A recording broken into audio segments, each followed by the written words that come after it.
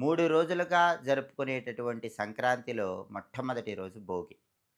భోగి రోజు తెల్లవారుజామునే తల్లులందరూ కూడా మీ ఇంట్లో పిల్లల శిరస్సు మీద నువ్వుల నూనె రాస్తూ ఏడుగురు చిరంజీవుల పేర్లు చెప్పుకోవాలి. అశ్వత్థామ బలిర్వ్యాసో హనుమాంశ్చ విభీషణః కృపః పరశురామశ్చ సప్తైతే చిరంజీవినః అంటూ ఏడుగురు చిరంజీవుల పేర్లు చెప్తూ మీ పిల్లల బ్రహ్మరంధ్రం మీద నువ్వుల నూనె రాయాలి.